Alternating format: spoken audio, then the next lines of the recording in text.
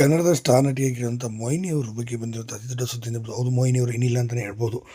ಮೂಲದ ಮಲಯಾಳಂನಿಂದ ಬಂದಂಥ ಮೊಯ್ನಿ ಅವರು 80-90ರ ದಶಕದಲ್ಲಿ ಸಾಕಷ್ಟು ಬೇಡಿಕೆ ಅತಿ ದೊಡ್ಡ ನಟಿ ಅಂತ ಹೇಳ್ಬೋದು. 96ನೇ ಇಸ್ವಿಯಲ್ಲಿ ಶ್ರೀರಾಮಚಂದ್ರ ಸಿನಿಮಾ ಮಾಡಿದ ನಂತರ ಅವರು ಕಣ್ಮರೆಯಾಗಿ ಹೋದರು ಅಂತ ಹೇಳ್ಬೋದು. ನಿಶಾಬ್ದ ಸಿನಿಮಾ ಅವರಿಗೆ ಅತಿ ದೊಡ್ಡ ಮಟ್ಟಿಗೆ ಬ್ರೇಕನ್ನು ಕೂಡ ತಂದು ಕೊಟ್ಟಿತ್ತು ಮೊಯ್ನಿ ಅವರಿಗೆ. ಇನ್ನು ಮೊಯ್ನಿ ಅವರು ಒಳ್ಳೆಯ ಅದ್ಭುತವಾದ ಕಲಾವಿದೆ ಅಂತ ಕೂಡ ಹೇಳ್ಬೋದು. ಇನ್ನು ಸಾಕಷ್ಟು ಕನ್ನಡದಲ್ಲಿ ಮಲಯಾಳಂ, ತಮಿಳು, ತೆಲುಗು ಕೂಡ ಅಭಿನಯಿಸಿದರು. ಇನ್ನು ಕನ್ನಡದಲ್ಲಿ ಕೂಡ ಒಳ್ಳೆಯ ಬ್ರೇಕನ್ನು ಕೂಡ ತಂದುಕೊಡ್ತು. ಸಿಕ್ಕಾಪಟ್ಟೆ ಹಾಟ್ ಮತ್ತು ಬೋಲ್ಡ್ ಆಗಿ ಕಾಣಿಸ್ಕೊಳ್ತಿದ್ದಂಥ ನಟಿ ಮೊಯ್ನಿ ಅವರು 2001ರಲ್ಲಿ ಏಕಾಏಕಿ ಮದುವೆ ಸಹ ಆದರು. ಮದುವೆ ನಂತರ ಸಂಪೂರ್ಣವಾಗಿ ಕಣ್ಮರೆಯಾದರು.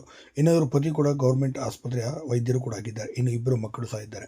ಸದ್ಯೀಗ ಮೊಯ್ನಿ ಅವರು ಸ್ವಂತ ಉದ್ಯಮವನ್ನು ಮಾಡಿಕೊಂಡು ಚಿತ್ರರಂಗದಿಂದ ಸಂಪೂರ್ಣವಾಗಿ 25 ವರ್ಷದಿಂದ ಕೂಡ ದೂರನೇ ಉಳಿದ್ರು. ಮತ್ತು ಯಾವುದೇ ಮಾಧ್ಯಮ ಆಗಿರ್ಬೋದು, ಇದರಲ್ಲಿ ಎಲ್ಲೂ ಕೂಡ ಅವರು ಕಾಣಿಸ್ಕೊಳ್ಳಿಲ್ಲ. ಯಾವುದೇ ಸೋಷಿಯಲ್ ಮೀಡಿಯಾದಲ್ಲೂ ಕೂಡ ಅವರು ಆ್ಯಕ್ಟಿವ್ ಆಗಿಲ್ಲ ಅಂತ ಹೇಳ್ಬೋದು. ನೋಡೋಕ್ಕೆ ಕೂಡ ತುಂಬಾ ಮುದ್ದಾಗಿದ್ದಂಥ ಚೆಲುವೆ ಅಂದರೆ, ಮತ್ತು ಮಲಯಾಳಂ ಚೆಲುವೆ ಅಂತ ಕೂಡ ಅವರನ್ನು ಕರೆಯಲಾಗ್ತಿತ್ತು.